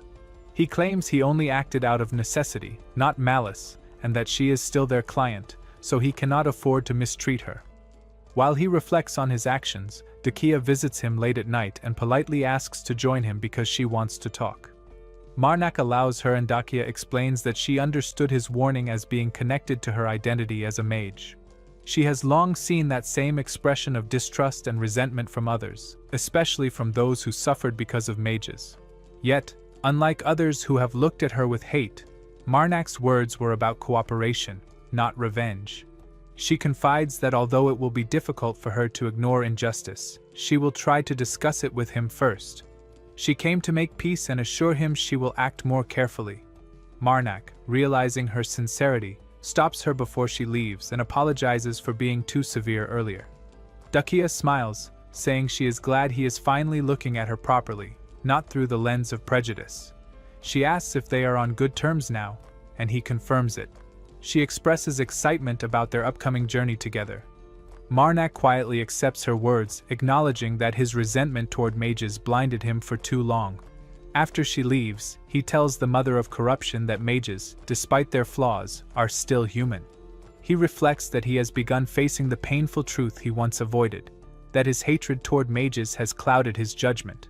As calm returns to the inn, the peace is quickly broken when a group of bandits barges in. They confront the inn's manager, demanding that Marnak be brought to them immediately. Their leader shouts threats, declaring that if Marnak is not delivered, they will kill everyone in the place. Elsewhere, a man named Sajita notices something unusual while looking at a picture. He feels something is off about the situation. He sets aside the request to capture the maiden of the Iramel family, the one with silver hair and golden eyes, and focuses on the priest in the image. The realization hits him that the man in the picture is none other than Priest Marnak, the arch-nemesis of evil spirits. Soon after, another man rushes in to inform Sajita that the priest has arrived, but the girl is not with him. Sajita becomes astonished and demands to know where Marnak is. He wonders if the priest is planning to start a fight. Moments later, Marnak appears, holding the leader who was involved in the previous night's incident. Seeing him, Sajita quickly orders everyone to lower their swords. He approaches Marnak thoughtfully and confirms his identity. Marnak introduces himself, and Sajita realizes he is indeed the priest everyone talks about. He asks Marnak to put the man down. Marnak throws the man onto the ground and requests to meet the captain of the mercenary corps. Sajita introduces himself as the captain of the Red Bear Mercenary Corps. Later, during lunch, Sajita tries to ease the tension by offering Marnak some alcohol. Marnak politely refuses, saying he does not like drinking. Sajita internally feels disappointed because he had hoped a drink would make the conversation easier. Marnak then calmly explains that his colleague told him Sajita wanted to meet them about the incident that happened the previous day. As the conversation continues, Sajita debates how to approach the topic. He wonders if he should be direct or cautious. His group had been cursed by an organization called ILEH, and they were desperate to capture the maiden with silver hair and golden eyes. But confronting Marnak directly seems dangerous. Sajita knows Marnak's reputation. He is a terrifying priest who is known for being the enemy of evil spirits. The thought of fighting him makes Sajita uneasy, and he quietly blames the whole mess on his vice-captain, Pelgwin. Soon, Pelgwin himself storms in, confident and arrogant. He greets Marnak rudely and immediately asks if there is a woman with silver hair and golden eyes traveling with him. Marnak admits that there is. Pelgwin, without hesitation, demands that Marnak hand her over to them and leave quietly. Sajita feels anger rising as Pelgwin oversteps his place. Before the situation can calm down, Marnak steps forward and swiftly attacks, cutting Pelgwin's arm clean off. Marnak finds it strange that these men already knew his name, even though he never introduced himself before. Chaos breaks out when one of the mercenaries shouts that Pelgwin's arm has been severed. He orders everyone to gather at Sajita's barracks, telling them to prepare for battle. The men scream that Marnak does not understand the gravity of his actions and must be killed immediately. As Pelgwin lies bleeding, he begs Sajita to save him. Marnak prepares to strike again, believing Pelgwin would not answer his questions. He decides there is no need to spare him anymore. Just as Marnak moves to end it, Sajita intervenes, blocking the attack. Marnak is surprised that Sajita chooses to act. Sajita admits that although he was not planning to interfere at first, he and Pelgwin share a long history that goes back 15 years. The battle escalates, and the mother of corruption whispers the word murder over and over. Marnak and Sajita clash fiercely. Sajita throws his weapon toward Marnak and orders for others to get away. But the mercenaries fall one by one as the fight grows more intense. Blood fills the air as Marnak moves with deadly precision, cutting through anyone who attacks him. Despite Sajita's efforts, his men are slaughtered. Marnak continues to dodge Sajita's attack with focus. He acknowledges her presence, saying he knows what must be done. He must find the person who ordered these mercenaries to hunt them down and bring that person to light.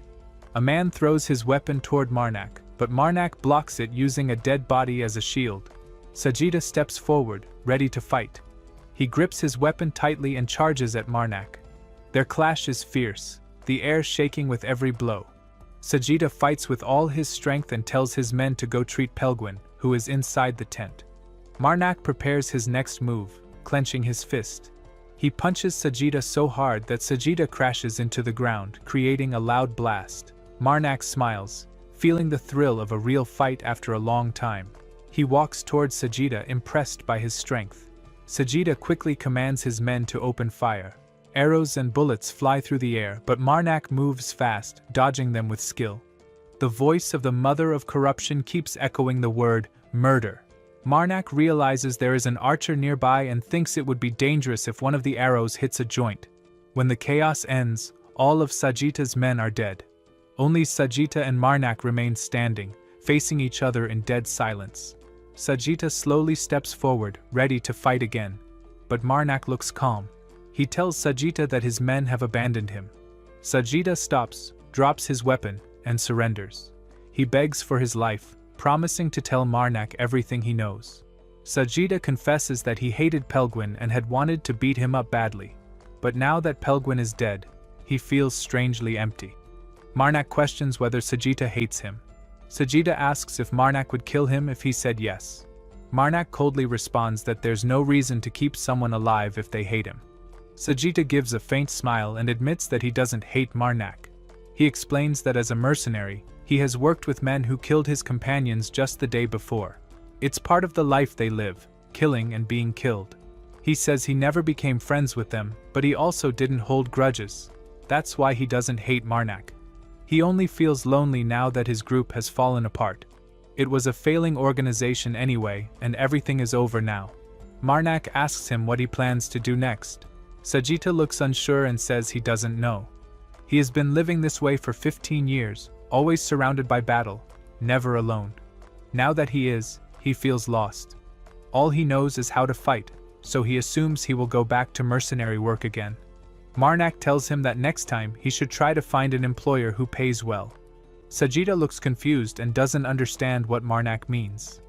Later the scene changes to evening. Sajita is now sitting with Dakia at dinner. Marnak joins them and notices her mood. He asks if there are still bloodstains on him, and Dakia coldly replies that he cleaned up very well. Marnak senses bitterness in her tone. He realizes she is upset that he left without saying anything. He brings up their last conversation and asks if that's why she is angry. Dakia admits that after they talked the previous night, she thought their relationship had improved. She feels betrayed because Marnak told her they needed to discuss decisions together but then left on his own. Marnak asks if she has ever killed someone. Dakia looks shocked and says no, explaining that's why she let him go alone. She wanted to stay true to her principles. There had been fights before that led to deaths, but she still didn't want to cross that line. She tells Marnak that he could have at least told her he was leaving. She woke up feeling peaceful and even almost ate breakfast without knowing what he had done. Marnak thinks to himself that he left so she could enjoy that peace. Out loud, he promises to tell her everything from now on. Dakia smiles slightly and suggests they call it even since she also left without warning the day before. Marnak agrees. Suddenly, Carmen rushes into the room, breathing heavily. He looks alarmed and tells Dakia that Marnak went to negotiate with the mercenaries from yesterday. He insists they should grab weapons and go help immediately. Then Carmen stops, realizing Marnak is already sitting there. Confused, he asks why Marnak is back so soon. He notices Sajita at the table and asks who the new face is. Marnak calmly explains that Sajita is a new mercenary that Dakia hired. He asks Sajita to introduce himself properly. Carmen looks skeptical but tries to be polite. He tells Marnak that he trusts his judgment but hopes this new companion won't bring trouble. Sajita nods and assures him there will be no problem. Carmen relaxes a little and says he is glad to have a strong ally with them. He mentions he was on his way to the village smithy to pick arrowheads before rushing in. Now that everything seems fine, he says he will finish his errand. The sun is already up, and he reminds them that they will leave early tomorrow morning. In the city of Eratico, a girl named Pearly is shouting, waiting for Marnak and his companions. She demands to know exactly when they will arrive. A man, Riverkel, questions the other girl, Bena, asking if she is certain of their destination, begging that they arrive before he goes insane from the constant whining. Pearly cries more, asking again for the time. Bena assures her, stating she has been checking their location and is certain they will be there soon. Pearly seeks confirmation that they are coming to Eradico. Bena insists that she is telling the truth, wondering why Pearly won't believe her. Pearly claims she believes her but threatens Bena with a violent death if they don't show up. Finally, Dakia announces their arrival in Eradico, looking forward to a warm shower. Meanwhile, some men approach Marnak, confirming he is a priest. Marnak affirms his identity. One of the men pleads with him to go to the Trumpeter of Rest, explaining that the man won't even listen to the Lord and must be told to stop calling upon the undead. He offers to pay Marnak. Marnak expresses doubt that his words will change anything, but the man implores him to at least try to talk to the trumpeter, stating that he and his companions are terrified of the undead who walk around every night. Marnak agrees, though warning the man not to expect too much. The man thanks him profusely. Marnak decides to help first and catch up with his companions later, telling Carmen and Dakia to go ahead and find lodging. He walks through the Trumpeter of Rest, holding a torch and reflecting on the unique nature of the Trumpeters of Death and Rest. Unlike the priests of other gods who are granted authority by choice, the Trumpeters are chosen randomly and without reason on a random day. They serve the dead, and the reason for their lives is a mystery. All anyone knows is that to awaken the dead, they appear in places with many corpses, blow on their soundless trumpets, and walk around as a soldier. Though people in power have looked down on this phenomenon, no one dares to lay a finger on the undead led by the Trumpeters. It is understandable since facing an infinitely rising army of undead is something anyone would want to avoid. Thus, the Trumpeters of Rest live their lives in solitude, only moving around with the undead, seen as something like a natural phenomenon. Marnak approaches the figure and greets him. He explains that he could not refuse a favor and has come to say the same thing as many others. Is not it time the trumpeter left this place? He points out that moving undead are unpleasant for normal people, and questions if there is another reason for the trumpeter's stay since he doesn't usually remain in one area for long. The figure replies, "Evil spirit worshippers." Marnak is confused. The figure points behind him, announcing that they will cause many deaths in Eradico. Marnak asks if the trumpeter is saying there are evil spirit worshippers there. The figure confirms it has already begun. The mother of corruption keeps saying, "Murder." Marnak runs away, thinking that things won't go their way this time, unlike the last time in Kelton. While Eradico is burning, Pearly is crying that they are not there, accusing Bina of lying. Bina insists she has verified that Marnak's companions have entered the city and will find him soon. Riverkill interrupts, announcing he thinks he has found Marnak. Pearly confirms that it really is Marnak. Marnak thinks he didn't expect to meet them in a place like this. He holds his sword and realizes he needs to calm down, but decides he won't care about that this time. He recalls that the man, the damned mage son of a bitch, is someone who murdered his savior and him long ago, and he is someone he needs to take revenge on.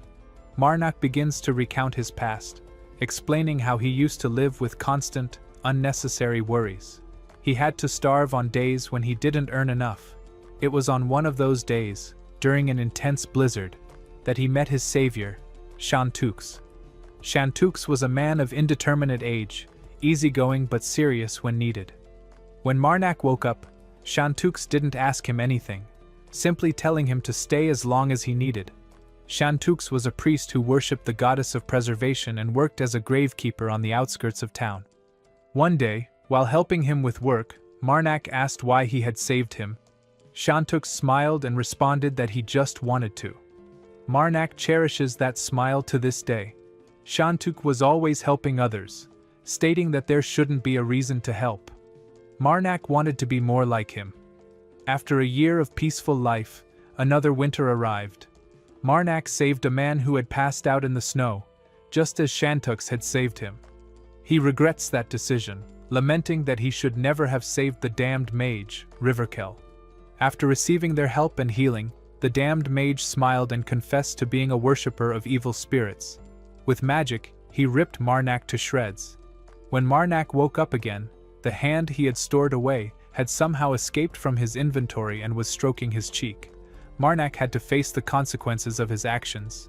The corpse of Shantux, who had been cruelly murdered by the darned mage. Back in the present, Riverkill claims he remembers Marnak, recognizing him as the gravekeeper. He states that Marnak had died and that he killed him with his own hands.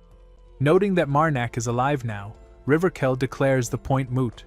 He comments on Marnak's priest outfit and recognizes the arm, boasting that he has been using it well for the last 3 years. Marnak is enraged, cursing the mage. Pearly moves toward Marnak, declaring that she heard he is very strong and has been waiting for him. However, Marnak strikes her and moves forward to attack. Riverkill fights back, remarking that Marnak is very different from the rumors. Marnak barks for him to be quiet. The mother of corruption continues to utter the word murder. Marnak cuts off Riverkel's hand. Pearly approaches again, telling Marnak she really likes him. Marnak strikes at her once more. Meanwhile, Riverkel uses his ability scale of retribution. Marnak watches as a strange light reaches the sky, followed by a huge blast. Riverkel observes that the divine power he senses from Marnak is not that of the goddess of preservation, but the blessing on the priest outfit is working fine. He concludes that Marnak must also be a worshipper of evil spirits. Marnak becomes furious and shouts at him to shut up. Riverkel believes he has hit the nail on the head. Marnak summons the corruption giant and commands him to be quiet again. Riverkel exclaims at the interesting authority. Noting the loss of his left arm, he proposes to take Marnak's, stating it would be perfect. Marnak moves forward to attack him, thinking that he will kill Riverkel tonight, no matter what. Sajita is fighting off the undead. Dakia worries that the priest might be dead. Sajita assures her that he is not yet. Carmen urges them to hurry to the castle. Dakia expresses concern for Priest Marnak, wondering if he is caught up in the mess. Sajita insists Marnak is not someone who would die so easily, prioritizing their own escape. They reach the Lord's castle, only to see it is burning. Carmen observes that the Lord is likely not at fault for the madness spreading among the people. Sajita instructs Dakia that they must kill their way out. An undead moves to attack Sajita as Dakia looks on. Sajita quickly kills it and advises Dakia that if they want to escape, they need to keep killing. He tells her to view the undead as mere meat if she wants to live. Sajita takes the lead, warning her not to fall behind. Dakia smiles, grips her sword, and kills an undead. Sajita shouts for them to head to the castle gates. He glances back and spots Marnak with his corruption giant in the distance. Pearly declares the confrontation is exciting, saying it is just as she expected. She expresses her intense curiosity about how far Marnak will go. Baina questions why they cannot resolve the issue through words if they are both evil spirit worshippers. Pearly adamantly refuses, stating she has been waiting to meet him for too long. Marnak commands the corruption giant to advance. The giant moves forward to attack Riverkel. Marnak also holds his sword, ready to strike. The two fight fiercely. Riverkel challenges Marnak, asking if he has anything new besides swords and fists. The mother of corruption continues to chant the word murder. Riverkel advises Marnak to calm down, commenting that he is simply too much. Just then, someone attacks Riverkel. Marnak becomes surprised, wondering what happened. He looks into the distance and realizes it was Sajita, with the undead in pursuit. Marnak reflects on a saying that revenge is futile, and feels that the outcome is proving to be just that. He had not expected anything dramatic, but he also didn't want such a futile ending. Marnak offers Riverkel's corpse to the mother of corruption. Riverkel's body suddenly begins to shine, and Marnak is astonished that he is overflowing with divine power. He grips his sword, wondering if Riverkel is alive. His first priority is to reclaim his right arm. Benna cries out that they are totally screwed, lamenting that she suggested resolving the conflict with words. Pearly expresses disbelief, demanding to know what happened and insisting Marnak do it again. Benna grabs her, ordering her to be quiet, warning that in this state, Marnak cannot differentiate between friend and foe. Marnak requests the corruption giant to toss him over, dismissing it afterwards. As Benna runs away with Pearly, Marnak lands in front of them. He demands to know what is going to happen now. Pearly declares that they are what people call a secret society of evil spirit worshippers, identifying themselves as Liberation. Pearly reminds Marnak about the people he killed earlier in Kelton. Marnak acknowledges it, and Pearly reveals that those people were also part of Liberation. She explains that this is the reason they have been waiting for him. When Marnak asks how many people are part of the group, Pearly admits she doesn't know. She explains that she came because she was told she could do whatever she wanted. She adds that Riverkel probably knows since he was sent by Liberation for a mission here. Marnak asks about Liberation's true goal.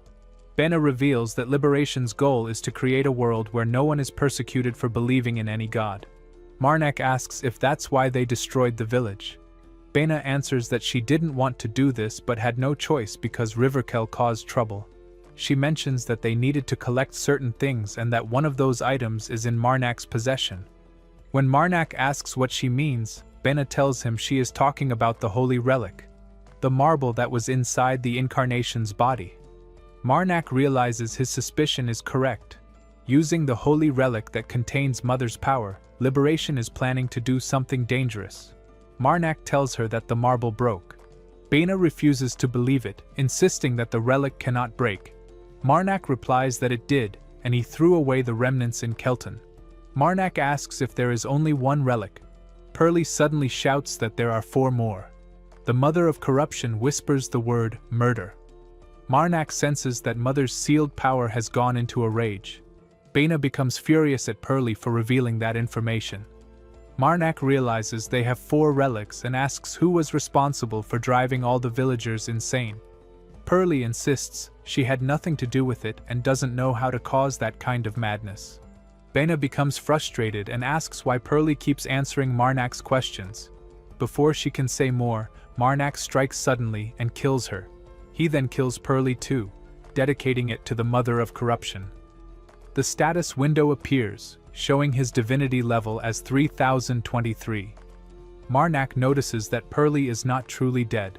Somehow her presence lingers, but now that the cause of the chaos is gone, the area becomes silent. At that moment, Carmen, Sajita, and Dakia arrive. Carmen calls out to Marnak, pointing out that everyone around has fallen to the ground. Sajita asks if Marnak was responsible. Marnak confirms that he was. Sajita asks if his spear was of any help, and Marnak replies that it was extremely helpful. Sajita expresses relief, while Marnak quietly hopes Sajita did not see the corruption giant that assisted him earlier. He then tells everyone that they must move quickly because something big is about to awaken. The group becomes confused. As they look around, they see many monsters appearing in the distance.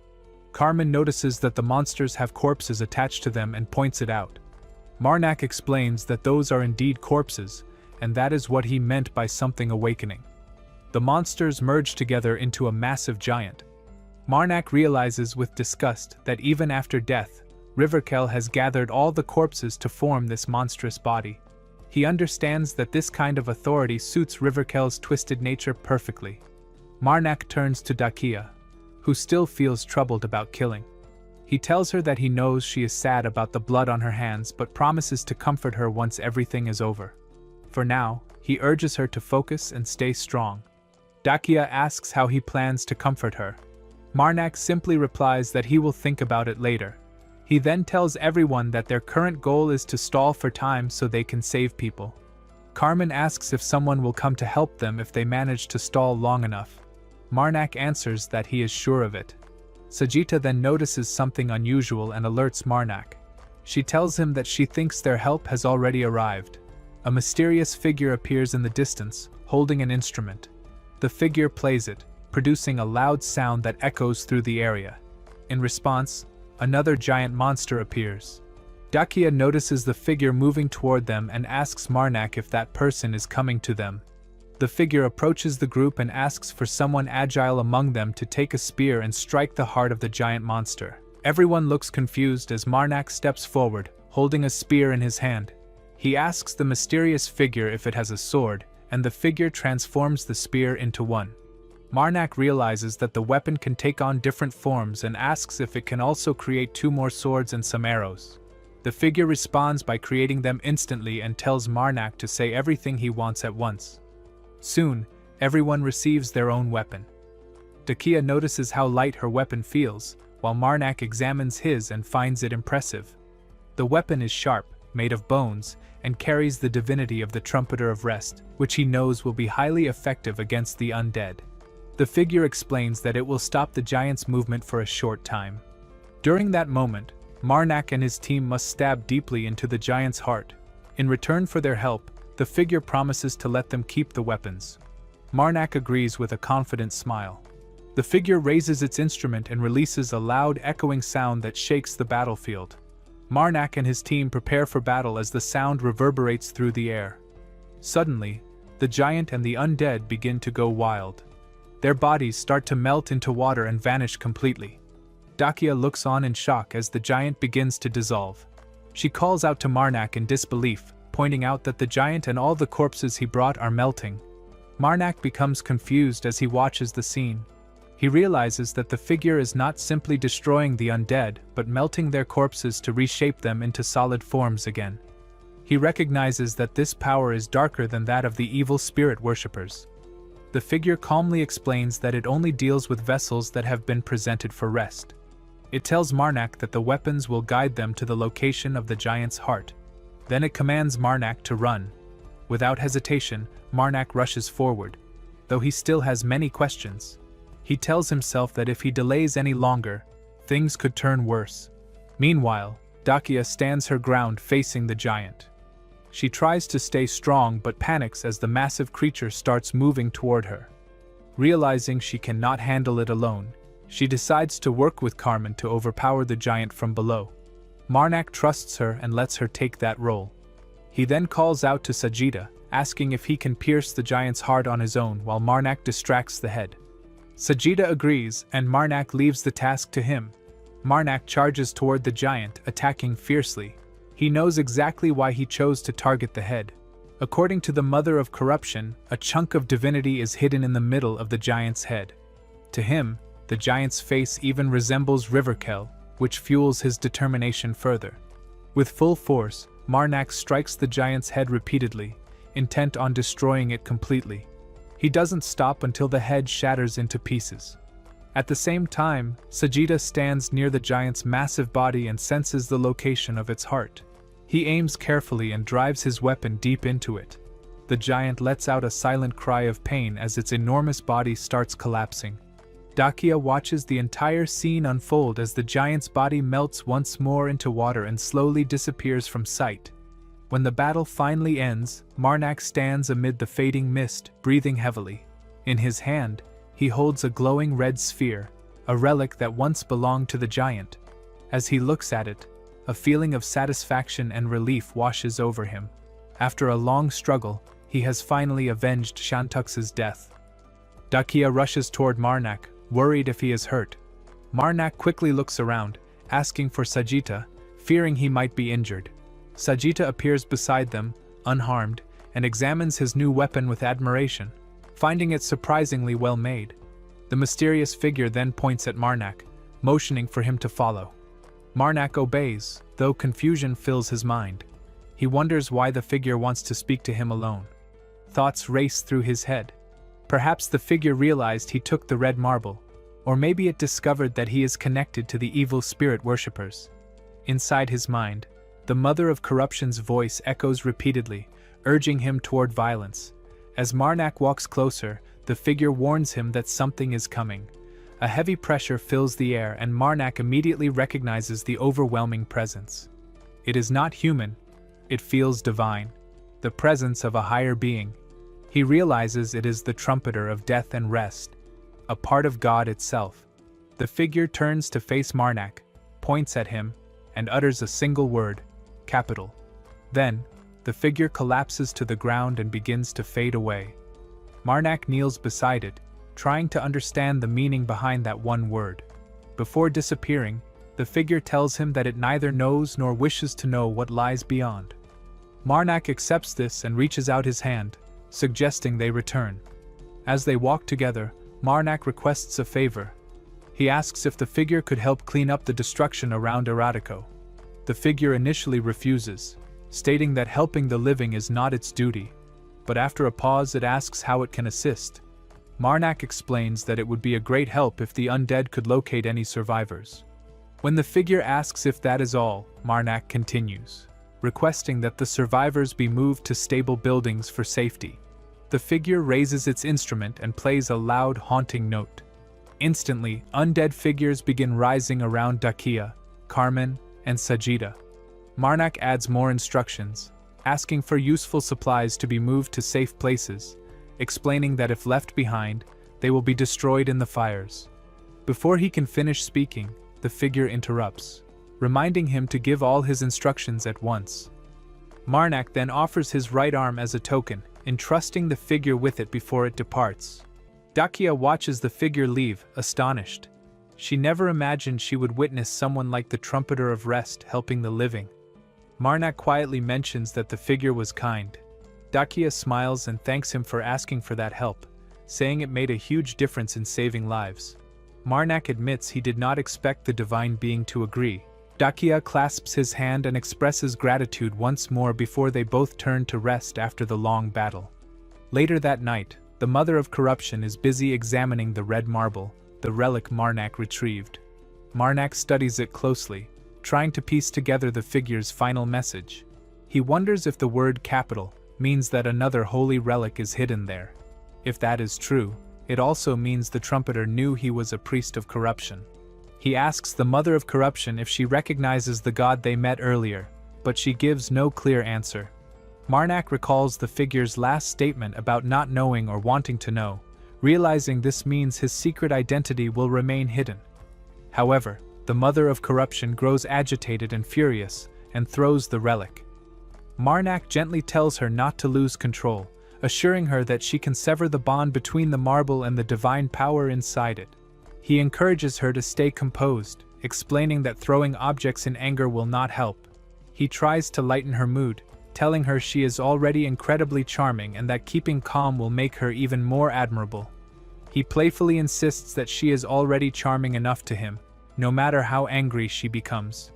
Elsewhere, in an inn, two men discuss the spreading chaos in the world. One mentions that the evil spirit worshippers are appearing everywhere, across kingdoms in every direction. The other worries that their own city might be in danger since Kelton and Eradiko have already suffered devastating losses. The first man reassures him that someone wiped out the worshippers in both cities. When the other man realizes who it was, he becomes excited. They raise their glasses in celebration, praising Eradiko's savior, Marnak. Among them, Priest Pridya sits there, listening to their words. She quietly repeats Marnak's name, reflecting that he has now become known throughout the land as Eradiko's savior. Hilden walks quickly through a corridor, angry and frustrated. He mutters to himself about the evil spirit worshippers, blaming them for ruining his plans. He had even convinced the Lord of Eradiko to help capture the princess, but now both the assassins and the Lord are dead. He clenches his fists, furious that everything fell apart. He worries that the Dragon Kingdom's prince will be enraged by this failure. Still, he knows the Prince Draco will be even more furious if he does nothing. Determined to act, Hilden stops at a large wooden door, knocks firmly, and announces himself to Prince Draco. Far away, on a snowy path, Marnak faces a terrified bandit begging for his life. Marnak ignores the man's pleas and kills him without hesitation. He decides to bury all the bandits' bodies himself. Standing before their graves, he offers their souls to the Mother of Corruption. His divine power increases, the number showing more than 3,000 divinity points. Marnak looks at the graves and calmly mentions that they have gained quite a bit from the bandits and that it's time to return. As they head back, Dakia walks beside Marnak. She hesitates before asking why he never spares any of the bandits they fight. She insists that she doesn't mean to criticize him but simply wants to understand. Marnak smiles slightly and asks if she questioned Carmen and Sajida too. Dakia explains what they told her. Carmen said the bandits who attack armed people likely target the defenseless too, so he cannot let them live. Sajida said he only does his job as a hired guard but can try to spare enemies if Dakia wishes. Then Dakia mentions that Carmen believes in people's potential, even those who have done wrong. Marnak agrees and explains that he also believes bandits could change, but their first step toward redemption is always the hardest. He believes most will return to evil rather than repent. That is why he kills them. Dakia, still unsure, asks if they even have the right to make such a judgment when no god has made that rule clear. Marnak thinks about the Mother of Corruption, who allows him to act according to his own will. He tells Dakia that he doesn't kill them as judgment but out of responsibility. If he spares evil men and they harm the innocent later, that would be on his conscience. Between that and taking their lives early, he chooses the burden of the latter. He knows both are heavy responsibilities but prefers to live with one he can understand. Dakia listens silently, realizing how deeply Marnak has thought about it. Marnak admits he doesn't know when he will pay for his sins, but accepts it. To him, sparing an evil person who kills again is a far worse mistake. He silently remembers his promise, to never let an evil person live if he cannot take full responsibility. Dakia gently asks what happened to make him think this way. Marnak agrees to tell her later and points toward a group of merchants traveling nearby. He suggests meeting them. Sajita comments that merchants of that size must have many valuable goods, and they could sell the weapons looted from the bandits. Marnak agrees, and they approach. One of the merchants notices Marnak's sword immediately. He admires the weapon, recognizing it as forged from immortalium, a rare ancient metal known as the Metal of Immortality. He says he has never seen so much of it in one piece, not even in over a century of collecting. The merchant offers to buy it at any price, but Marnak declines firmly, refusing to sell it. The merchant understands and moves on to business. He reveals his true purpose for calling them over. He wants to hire Marnak and his group as guards until they reach the Northern Kingdom's capital. He recognizes Marnak as the famous priest known for slaying demons and saving Erudiko.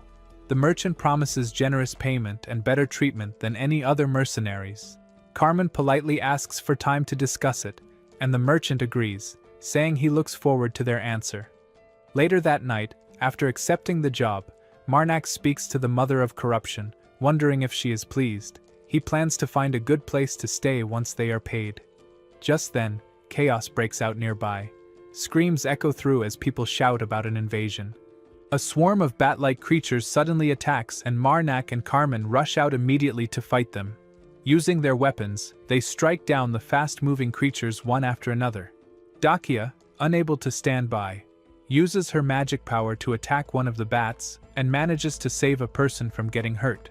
Marnak quickly notices and warns her not to use uncontrolled magic in battle. He reminds her that spells from an inexperienced caster can be more dangerous to allies than enemy attacks. Dakia argues that her aim is good enough to hit a creature that large, but Marnak reminds her that flying enemies move unpredictably. He tells her that if a spell misses, it might strike one of their own. After a tough fight, the group manages to kill all the bat-like creatures. Then, Marnak approaches the merchant and demands to know why the evil spirit worshippers are attacking their organization. At first, the merchant pretends to be clueless, but when Marnak raises his weapon slightly, he grows nervous and admits that there is more to the story. He asks Marnak to keep what he is about to reveal a secret. The merchant signals one of his men to bring a box. He explains that the attacks began after their group was given a mysterious item to deliver to the capital. They had received a large payment in immortalium and were promised more after completing the delivery, so they continued the journey despite repeated ambushes. The merchant admits that he does not understand why this item attracts so much danger. When he opens the box, a faint divine glow escapes from it. Marnak immediately recognizes what it is, a holy relic containing the divine essence of his own mother. His thoughts race as he realizes that this relic is the true reason behind the worshippers' attacks. He wonders how the enemy keeps finding out where these relics are being moved.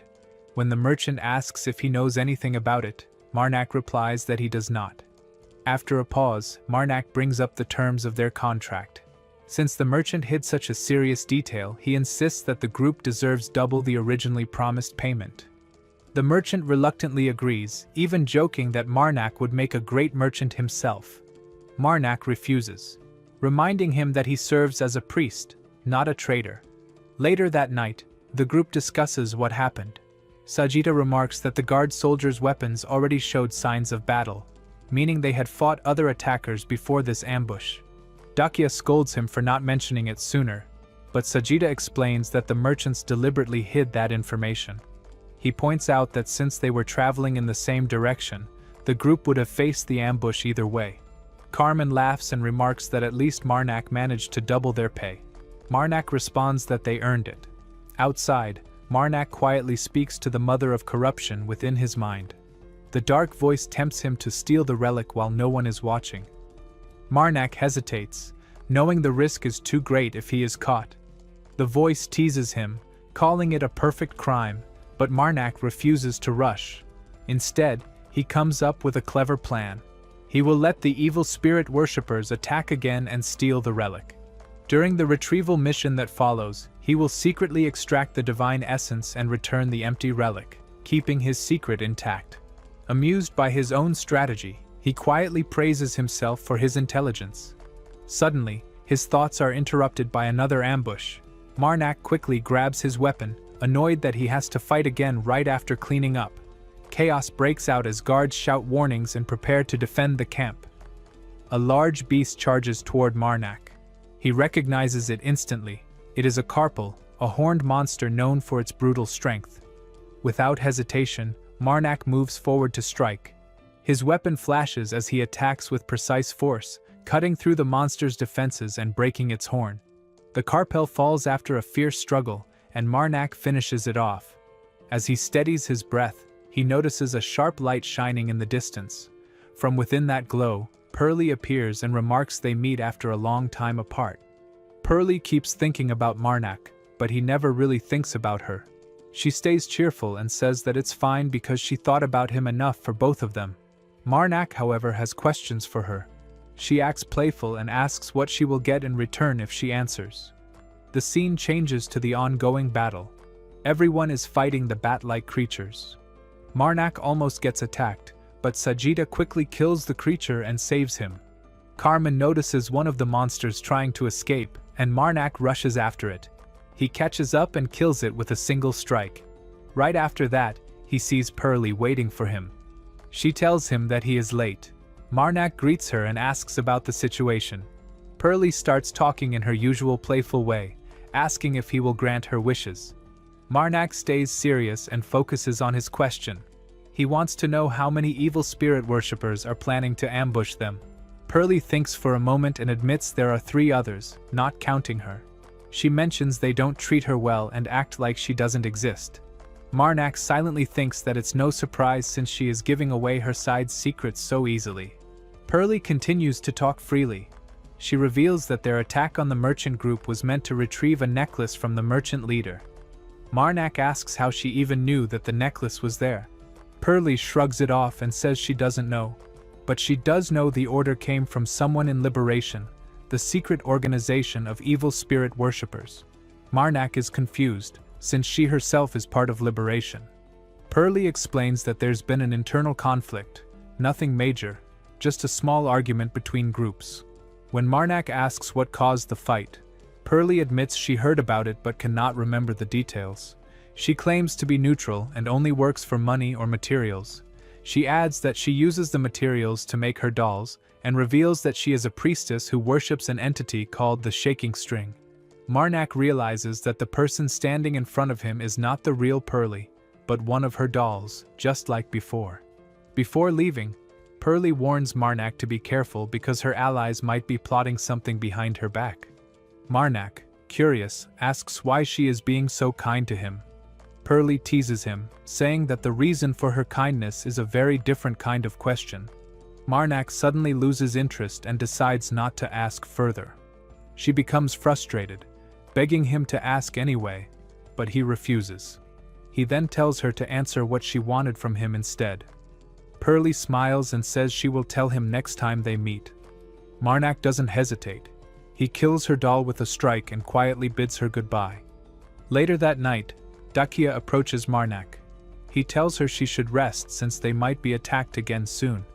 Dakia agrees but mentions she didn't see him earlier and asks where he was. Marnak lies, saying he chased a creature and thought he sensed the presence of an evil spirit worshipper but found nothing when he arrived. Dakia expresses disappointment that he didn't get to fight one. She then notices his face is dirty and takes out her handkerchief to clean it.